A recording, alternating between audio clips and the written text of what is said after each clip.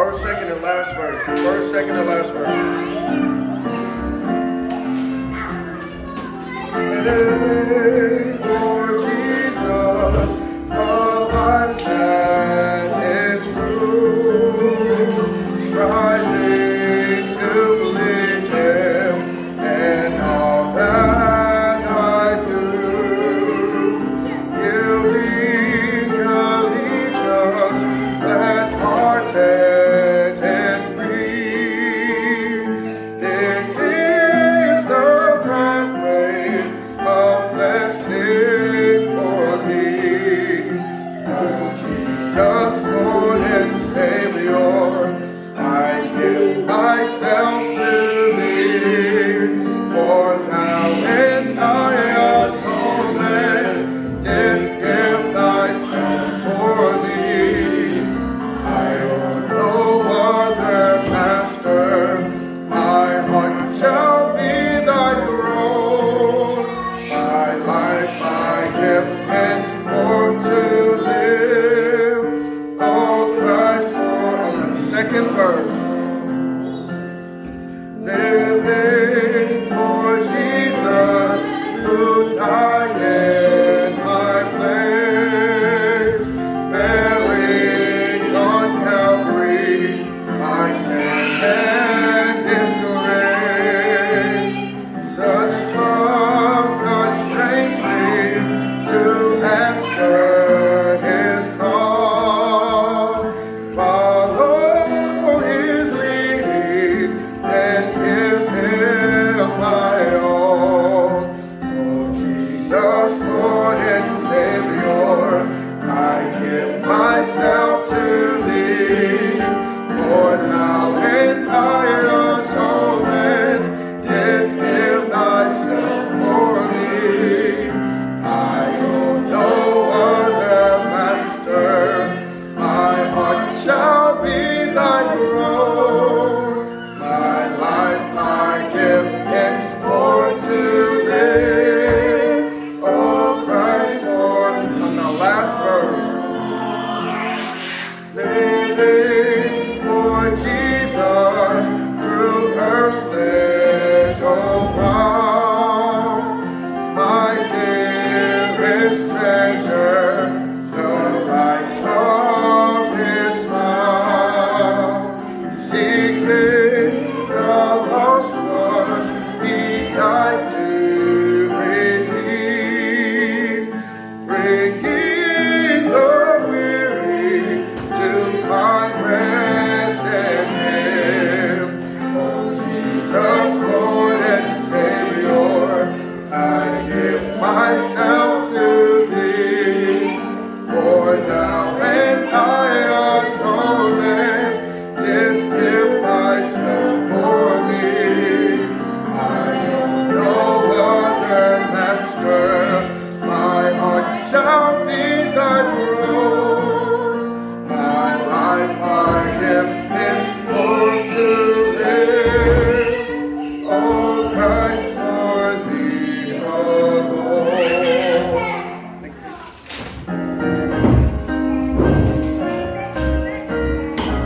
Verse 1. On the night Christ was born, just before break of morn, as the stars in the sky were fading, on the place where He lay, where the shadow cold and gray, I will cross and look under the tree. Oh, to die upon Calvary, Jesus suffered my sins to forgive.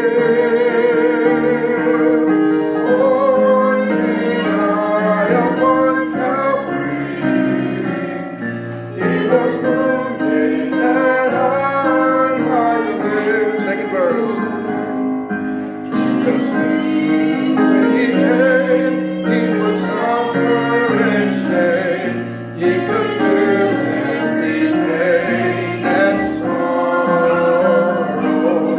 But He left paradise with His blood He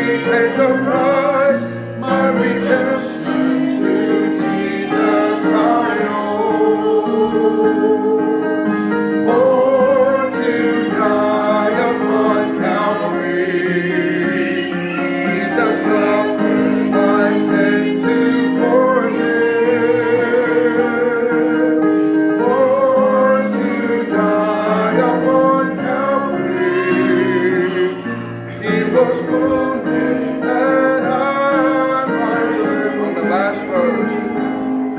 To restore evermore, may the cross I adore, as I follow the path to Calvary.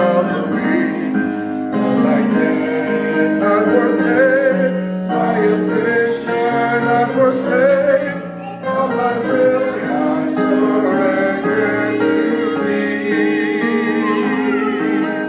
Born to die upon Calvary, Jesus suffered my sin to forgive. Born to die upon Calvary, He was wounded that I might live. Amen. Please be seated. Look with me in 2 Corinthians chapter 4. We're going to be looking at a few passages here. Mostly I'm just going to be quoting or reading some passages for you as we make our way through this sixth idol. We've got 7 idols in total. Actually, 9 idols because one is broken up a little bit. But that'll be our next couple of weeks, and we'll conclude this series before Christmas. I'll remind you of something in the messenger chat.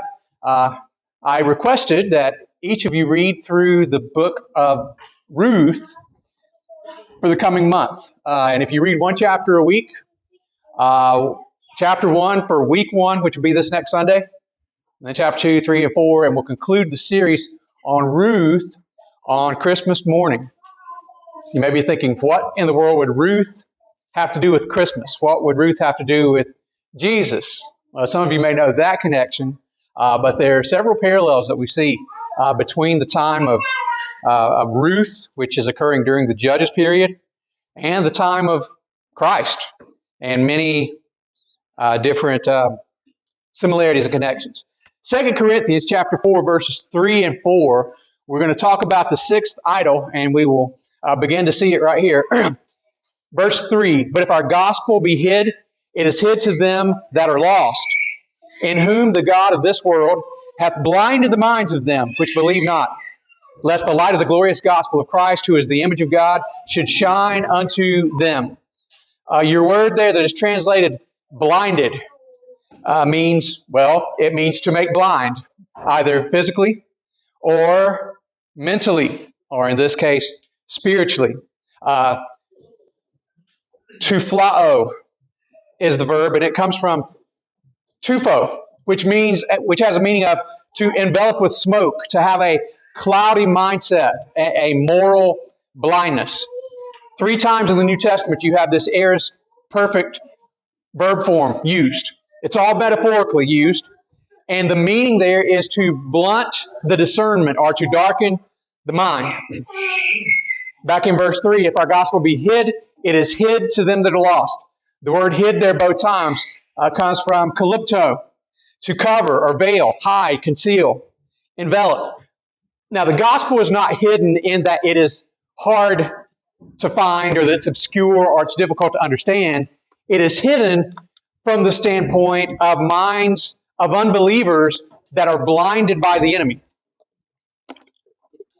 What would otherwise be easily seen and located if you were in a smoke-filled or in a cloudy area or a foggy area, it'd be difficult to see.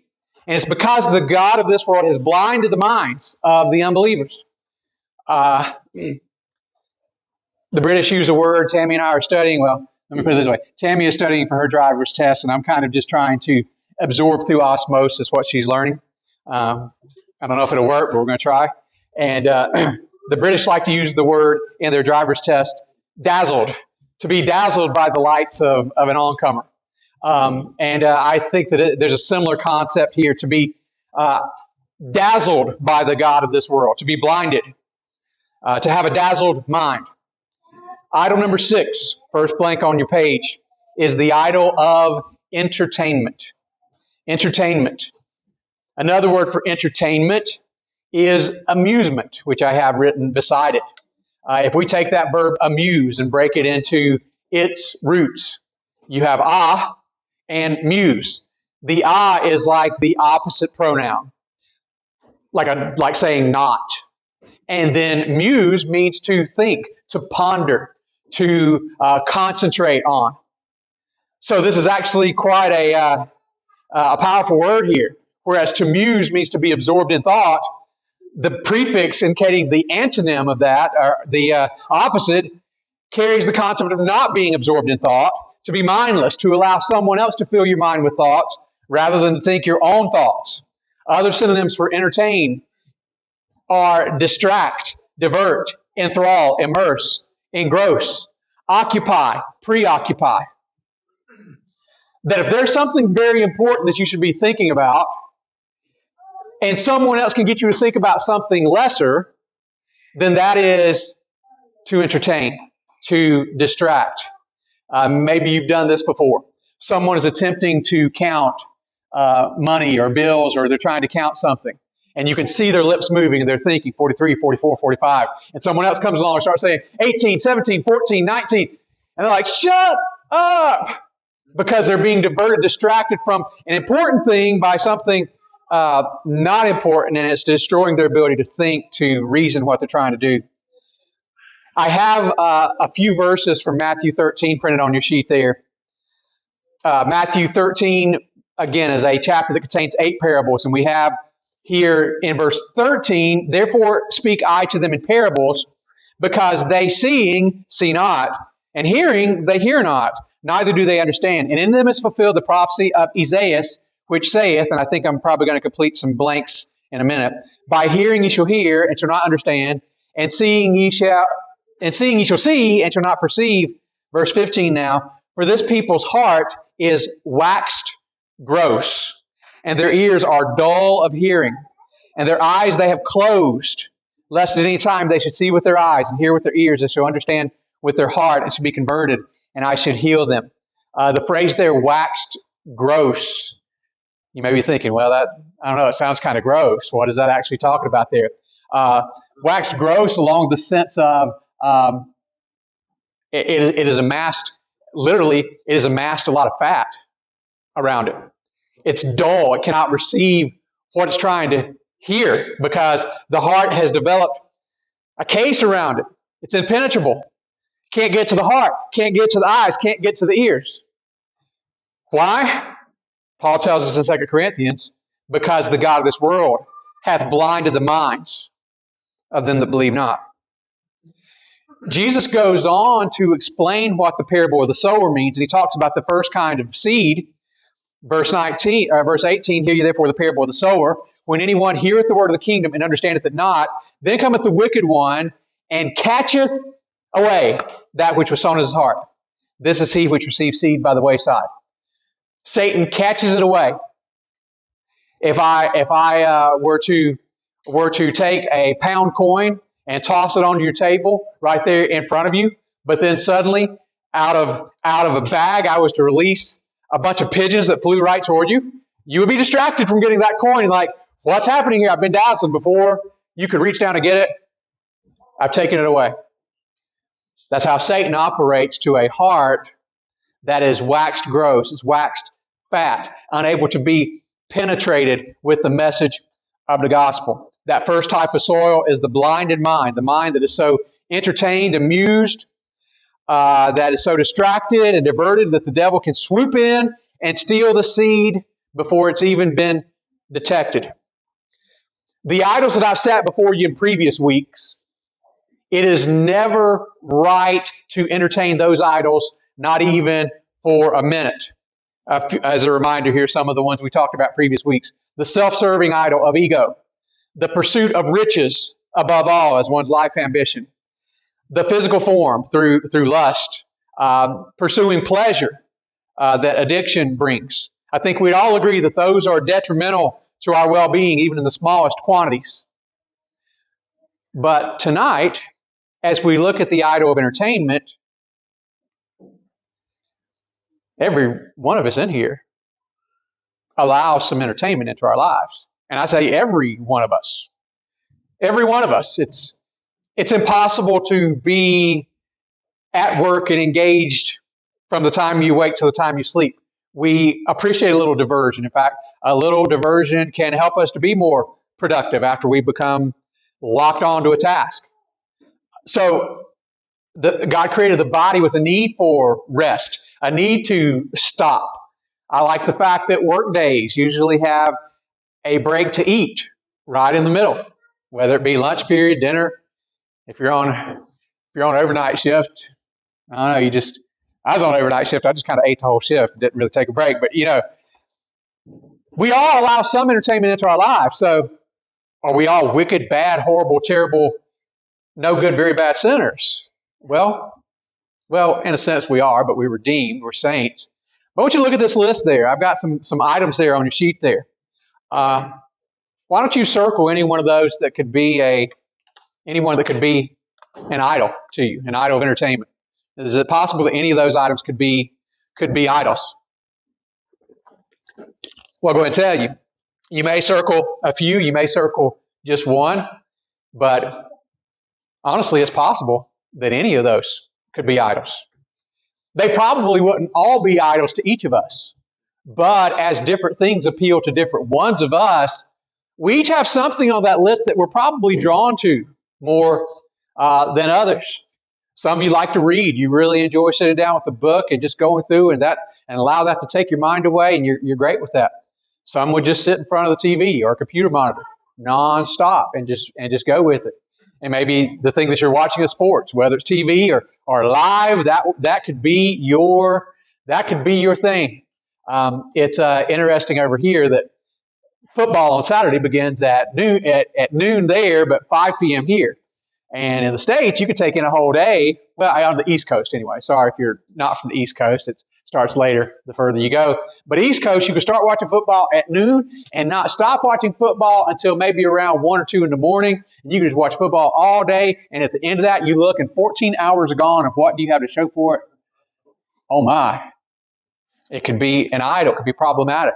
If you watch the entire slate of NFL broadcasting, then you're going to put in 3.5 hours on Thursday night. On Sunday, starting at 1 or 6 p.m. over here and going until the late game and then Monday Night Football. That's a lot of broadcasting. I guess it's appropriate to talk about the World Cup, right? And the amount of time that you could spend if you watched every match of that. It could be problematic. Is somebody at the door? Okay, that's cool. I was thinking I was hearing something that way. And that'd be a lot of football to watch. Some of you say, well, I don't really have a problem like that. But if we flip on the Nintendo or the PlayStation or something like that, we think, boy, I could go on that. I've given you the illustration before of even myself downloading a game and thinking, I'll play this a little while. And next thing you know, the sun's coming up and I've stayed awake all night playing this stupid little game that I downloaded for free. Well, it wasn't free. It took a whole lot of my time. And I said, nope. Uninstall. Cannot do that. Got to be done with that. They all can be idols, things that can come between your relationship to God and your duties that you owe to your employer or your family or things of that nature. But out of the things that I've mentioned there, sports, TV shows, movies, hobbies, reading, YouTube, video games, board games, card games, no matter what they are, nothing that I've said in and of itself in that list is sinful. Like, well, if it's not sinful, then how is it an idol? Well, of course, we could point to things that could be sinful out of those as we look at movies. Certainly, there are movies that shouldn't be viewed at all. Not even if you're wanting to prove how bad they are. Guys, make sure you don't watch this movie because I watched it. It's really terrible. I think you probably had an idea that it was going to have some objectionable things in it before you watched it, so that's when you turn it off or you walk away. There are TV programs that mock God or explore adult themes. I know of card games that contain material that at best would typify what the Bible calls filthiness and foolish talking and jesting. Sporting events. You say there's nothing wrong with sport. Well, sporting events so often feature dancers and cheerleaders that really have very little to do with motivating you to have school spirit or team spirit, but they're out there moving in a sensual way. and serving as objects of lust for the mostly male audience that's there. Games, typically video games, that glorify violence and gore and criminal behavior. Grand Theft Auto and the series is like that. I could mention. I could call out others, but they really have no place in a believer's life. There's no redeeming qualities there in them. Other games. I know some of you may be like, "Oh, no, come on, Pastor, don't get on this. You know, we're military. We like, but first-person shooter type of games like Call of Duty and Medal of Honor. You might say, well, look, they may be for maybe for kids it's bad, but for me it's just plain old wholesome entertainment. But is it? Nonetheless, especially impressionable young minds can be damaged by it. With just about any game, online chat could and probably does contain profanity and other offensive material, racial slurs, death threats. It doesn't surprise me, but it is one of those things that you watch the videos and the police show up at somebody's house, and here's a mom of a 13, 14-year-old kid, and the police are there. We're taking you to jail. Is your name so-and-so? Do you play such game? We're taking you to jail. Why? Because he threatened to kill another player. He threatened to go into school and shoot it up. Oh, he didn't mean anything by it. They was just talking. He just went back. The other person, they irritated him, and he got to the point he was just aggravated. Nonetheless, a whole lot of threats do get followed up on. And you just can't take that sort of chance anymore. I mentioned YouTube there in the list, and the internet, other streaming sites. Did you know that even services that are promoted as kid-friendly, like YouTube Kids, according to studies I read behind in the last couple of days, they frequently include content intended for older audiences, 27% of the time, users reported. And the watchdog group Common Sense Media reports that viewers could still see nudity, violence, or other aberrant content.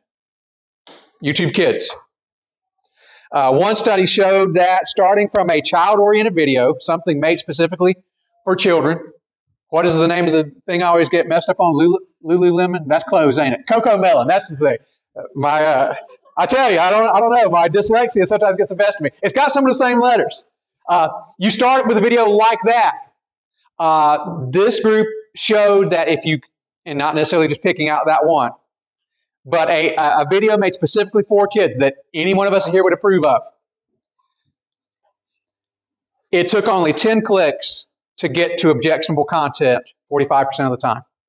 That's half the time, just 10 clicks. Oh, I'm going to let them just sit on the tablet, and I got something to do for half an hour. They're 20 clicks in looking at who knows what. Now you may be thinking, well, as an adult, that's just for kids. That's a problem for them. Let me say this. If you make 10 clicks and find something that one of these children shouldn't see, should you really be seeing it? Should we really? I mean, obviously, there are things news-wise that are important for us to be alerted about. There are videos that we could watch that warn us of dangers and things like that it wouldn't be appropriate for a child to see. But that's not the kind of content we're talking about. We're talking about things on YouTube that are not even supposed to be allowed on a platform. I mentioned books there and reading. Of course, there are some books that would be nothing but smut. You can probably tell by the cover. If there's a woman with her clothes half tore off and a bare-chested man, yeah, I probably know that this is not going to be a book about gardening or a book about how to some type of DIY on how to ruin your home, maybe. But as I mentioned there, to play a game of cards, is there anything wrong with that? Listen, I'm going to tell you something. I'm going to let you in on some secrets that independent fundamental Baptists don't want you to know. You and your spouse can sit at home and play a card game. You could play poker with your wife or husband, and it's not a sin. It's not. It's just a game that you're playing to compete. Now, if you have a history of being involved in casinos and gambling and things like that, then probably you shouldn't touch anything that is associated with that. You might want to stay away from other card games or dice games or things like that because it could be a stumbling block to you. But just to sit and play a game of poker or rummy or rook or uno, you realize you can gamble on any of those. You realize that any of those could be a distraction to you and could be an entertainment and amusement that could end up costing you more time than you really have to spare.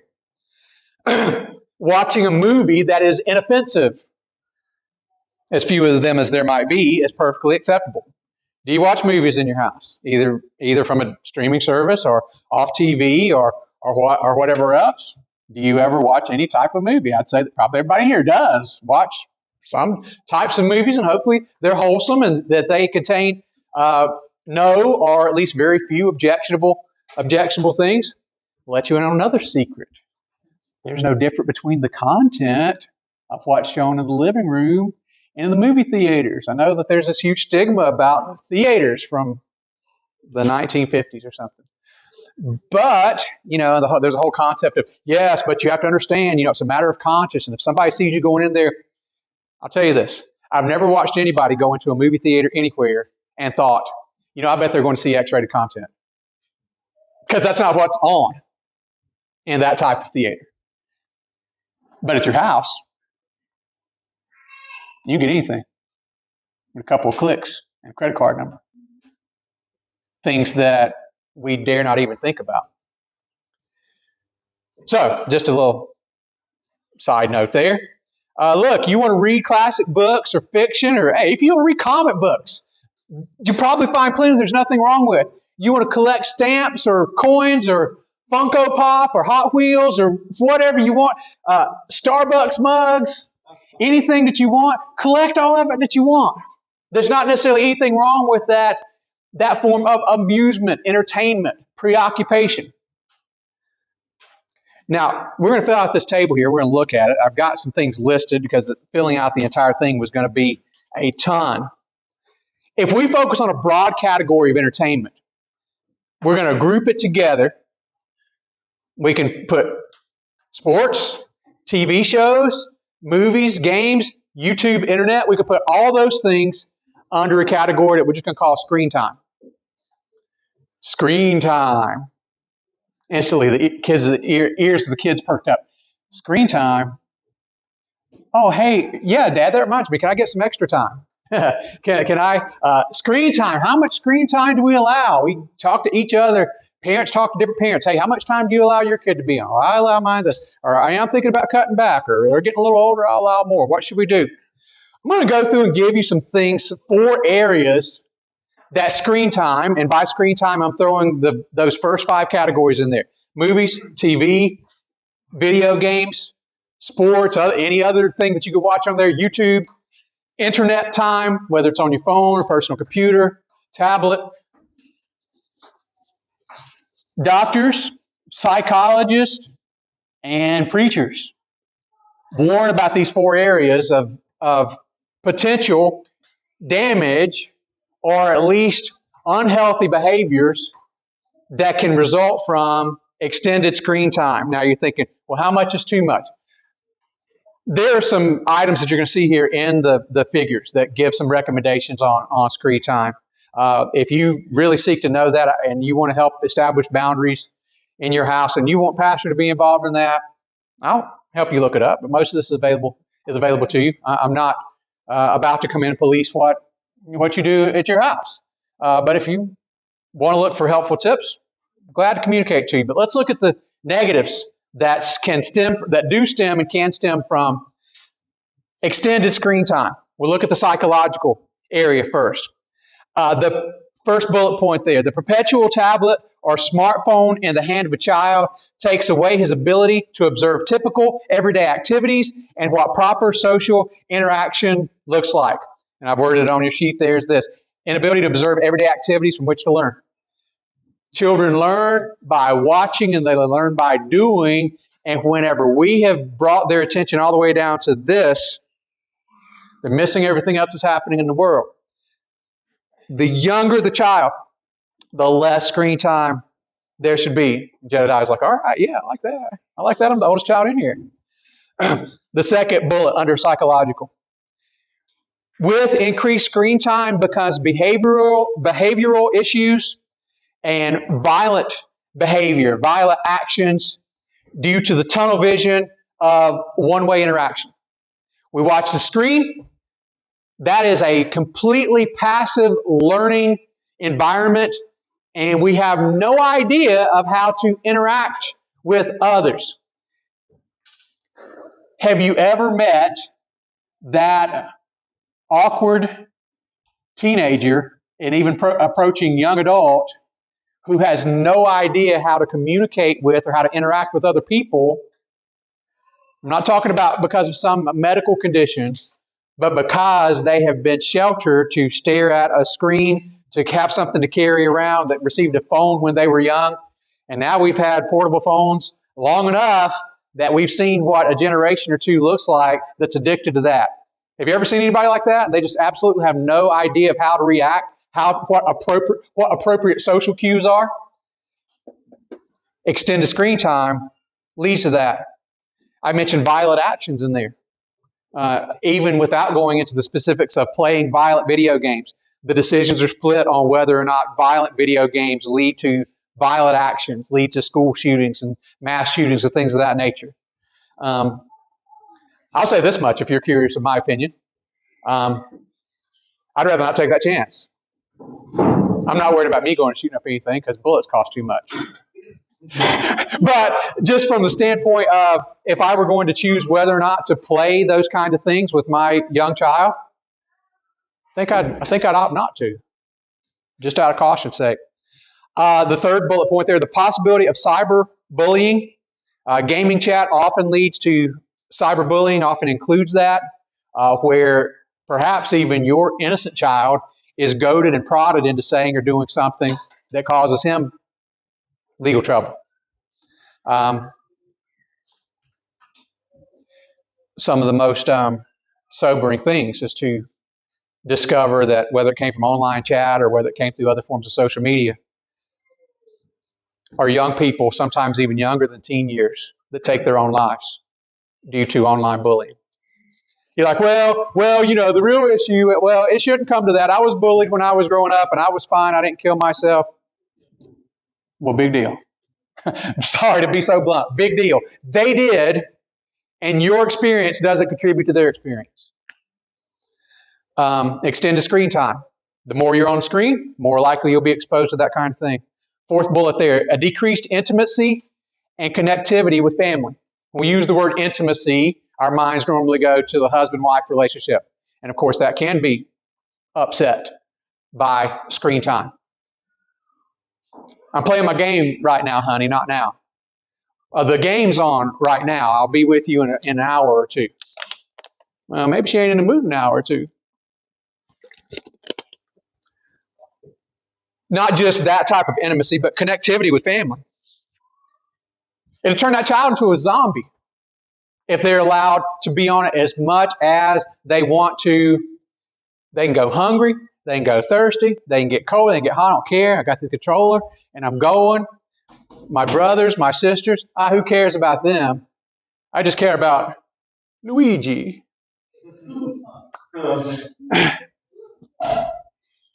It's a real problem. The fifth item under psychological. People can experience real withdrawal symptoms when their electronic devices are taken away, the same as one would with a drug or alcohol. Tammy's shaking her head real big right now because our last year as youth pastor, we went to camp, Christian camp, of course. You don't bring electronics, you don't bring your phone, stuff like that. At camp, they're not supposed to have it. We made the allowance that you can have it on the bus, then you turn it into an adult, and then on the way home, we issue it back again. But while you're at camp, we're not having it. Well, it just so happened that one of the girls in my wife's cabin couldn't find her phone when it was time to turn it in. Yet, we were about 2 days into it, and she still couldn't find her phone. She seemed to find it fine at night once people were asleep and she wanted to play on it or text or whatever else was going on. And guess what? She also didn't want to participate in the games or in the hikes or in all the other activities going on during the day, and just threw a fit that she wasn't going to be involved in those other things. Why? Because she's hoping she'll get sent back to the room where What? Where she can look for her phone so she can turn it into her... No. She had just come from a camp, a different camp, not our church camp, where I'm certain she had free access and free reign to it.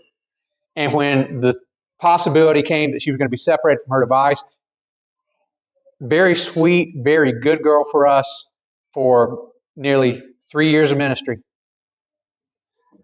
but had just gotten a phone the previous year and become absolutely addicted. And whenever it was going to be take away the phone time, she freaked out. Parents had to be called. She left camp early.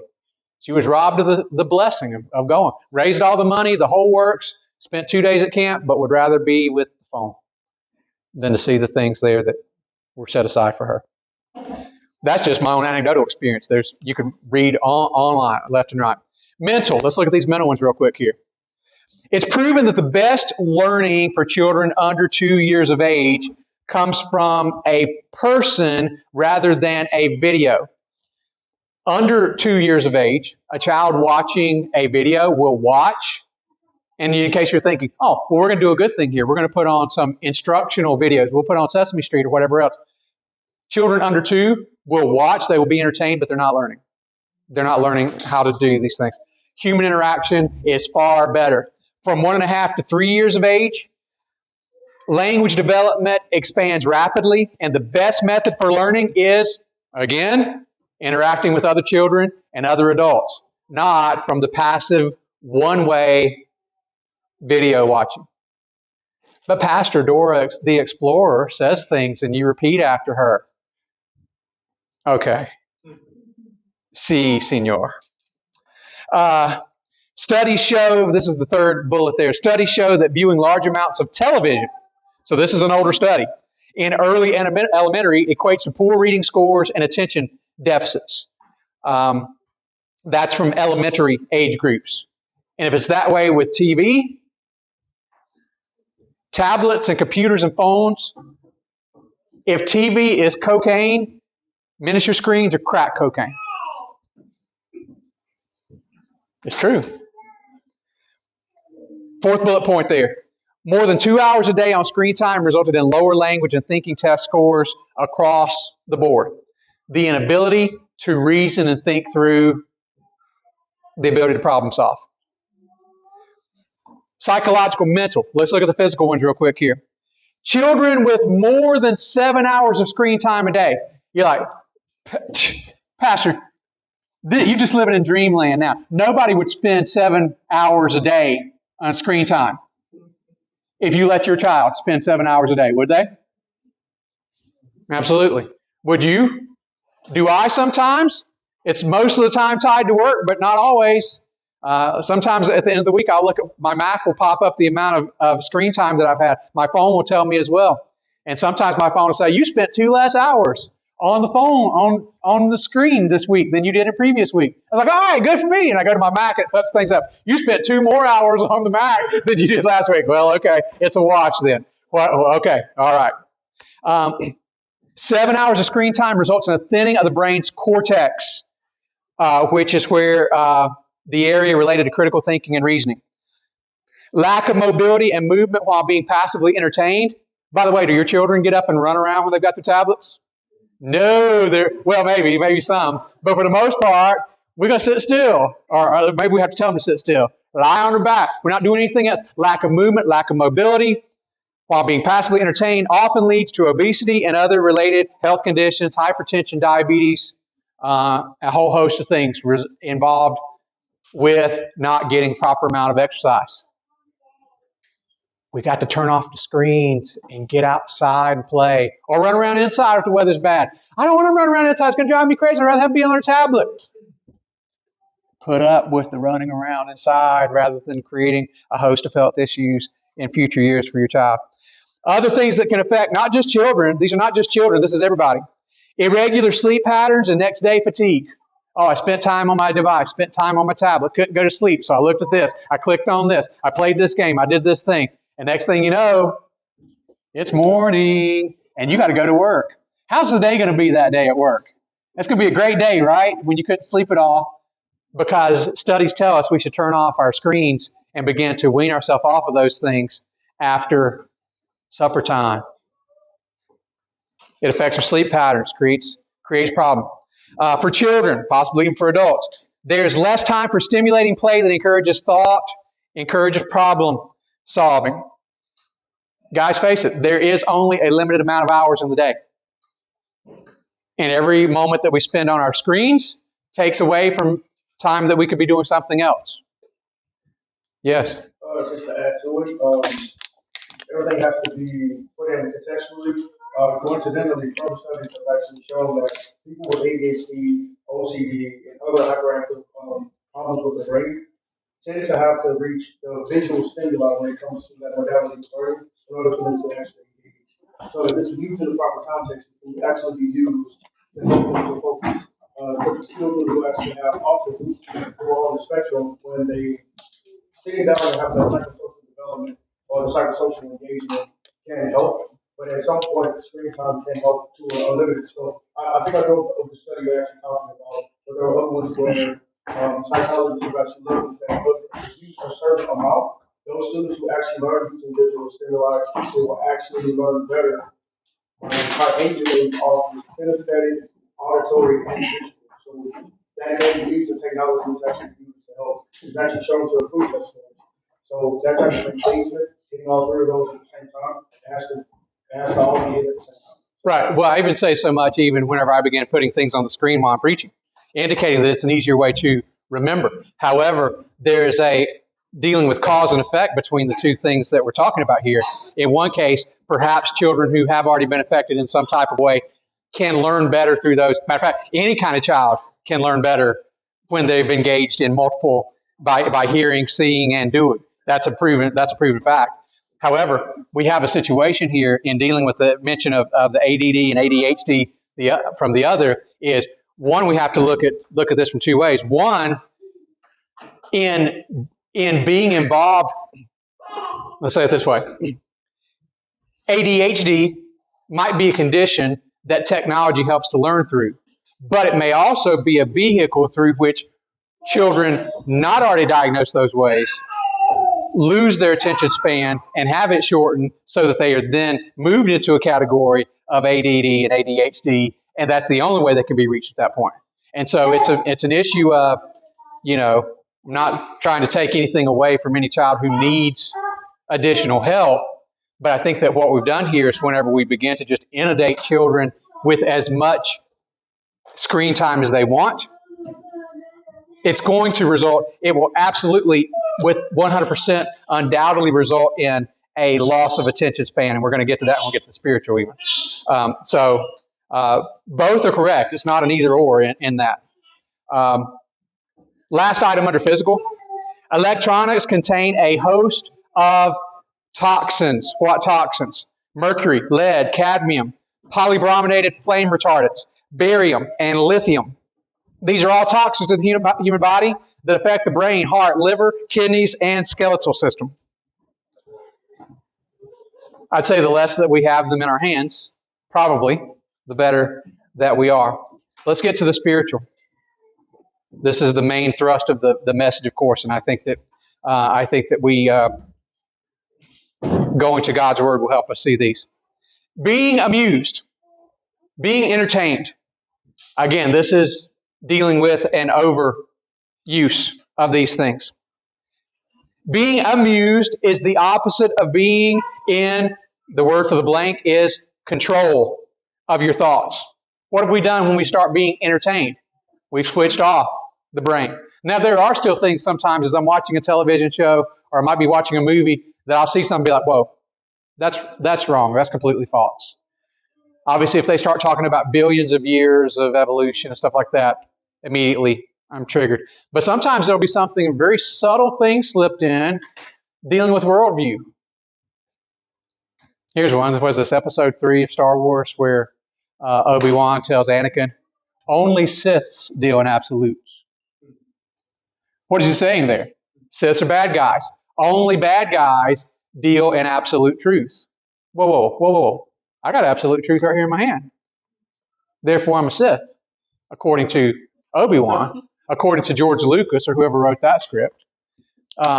So we can't let the brain shut off. But being amused, the opposite of thinking, is the opposite of being in control of our thoughts. 2 Corinthians 10, verses 4 and 5, for the weapons of our warfare are not carnal, but mighty through God to the pulling down of strongholds. And then you have an important verse there, casting down imaginations and every high thing that exalteth itself against the knowledge of God, and bringing into captivity every thought to the obedience of Christ. Every thought needs to be in the obedience of Christ, instead of us just saying, I'm going to flip the thinking machine off and let the screen do it for me. The danger exists, second one there. The danger exists that entertainment will graduate from a pastime to an idol. Galatians 5, 22 and 23. Who knows what Galatians 5, 22 and 23 has in it? It's fruit of the Spirit.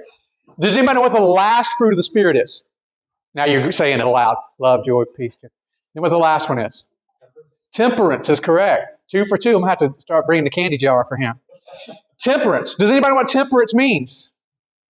Control. It's self-control. And if we do not control how we spend our time, it could turn into that. 1 Corinthians 9:25, Paul says, I thought I had it here on my... now, every man that's... I don't have it here, but I'm kind of trying to quote it here. Every man that striveth for the mastery is temperate in all things. Now, they do it to obtain a corruptible crown, but we an incorruptible. Every athlete takes control of his body so that he can win the title. Every Christian should take control of his thoughts so that he can be sober-minded and vigilant. Here's the key.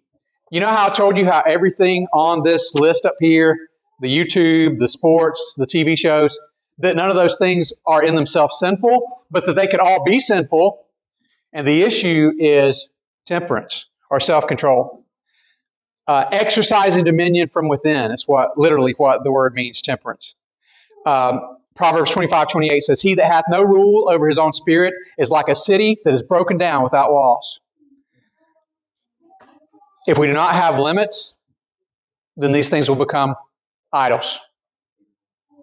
Parents, set those limits. Parents, set those limits for yourself. Just because you're the parent and because you're the boss, don't think I can do whatever I want.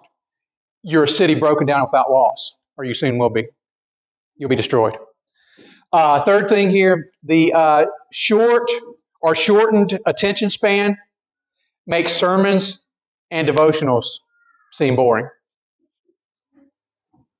Whenever we're used to flash, boom, bang, explosion, bright lights, bright colors, constant movement, scenes changing every 3 seconds, then sitting down and spending time in the Word of God or reading through a devotional seems like an utter chore. Psalm 119:97. I bet the kids in here know this verse. You might not know it by the reference. I'll say it this way. It starts, oh, how, oh, it is my meditation all the day. That's the verse. How I love Allah. It is my, what did it say? Meditation all the day. Entertainment is the opposite of meditation. Hey, I got something in devotions this morning. Oh, I'm going to learn this. I'm really going to think about this. But entertainment is the devil coming to snatch it away like the seed there in the parable of the sower. Oh, I've skipped one, didn't I? Screen time. This is the third one. Screen time has the potential to rob us of spiritual disciplines. David says this in Psalm 119:164. 7 times a day do I praise you because of your righteous judgments. Question. Have you praised God 7 times a day? You say, well, now, brother, that's not a command. That's just David saying what he did. Is it a good example to follow? Yes or no? Yes. Let me ask you this. Have you had time to praise God 7 times a day? But have other things stepped in that weren't as important as praising to God that took away our praise of God? That's exactly what I'm talking about, robbing us of the opportunity for spiritual disciplines. I'm trying to make sure I haven't lost it. Oh, there's a point that I definitely want to get for you. David says in Psalm 55:17, evening and morning and at noon will I pray and cry aloud, and he shall hear my voice. You're like, hi, Pastor, I did that one. I prayed evening, morning, and noon. God is great. God is good. Let us thank Him for our food. I got it. I got those bases covered. You know that's not real prayer. That's vain repetition. Here's some other examples of how screen time robs us of our spiritual disciplines. Idle time used to be prayer time, but now we can use it to check social media, to see how our fantasy football team is doing, to play a game, to see what our stocks did last night or over the weekend, to see what the weather's going to be. Taking away our prayer time. Here's an example. We spend time looking at our screens, but while we're looking down, we can't be on the lookout for people who need the Lord. You ever found yourself wasting away half hour, maybe in an airport or waiting at the shop to get your vehicle repaired? And there's people in the waiting room with us who are dying and going to hell. And we were lost. How many people were in the room? I don't know, because I was busy crushing candy. Last bullet point here. Screen time has the potential to rob us of a handful of things in addition to the spiritual disciplines. Here's one. It can rob us of joy. Joy. How? Through comparison to others. Oh, wow. Look at this. Bob got a new car. Look at that car. I like that car. I wish I had a car like that. Look at those perfect family photos from those chapels. Man, they have a great photographer. Look at this guy. Man, look at the... man, I wish we had pictures like that. I wish we had matching outfits like that. I wish this... It's the thief of joy. Has the power to rob us of peace. Next blank. Peace. Breaking news. Another bomb lands in Poland, in Russia, in Ukraine, in whatever.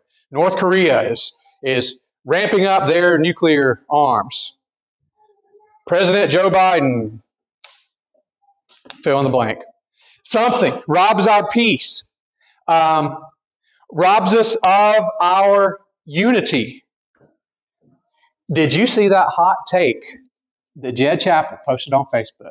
I can't believe he'd say something like that.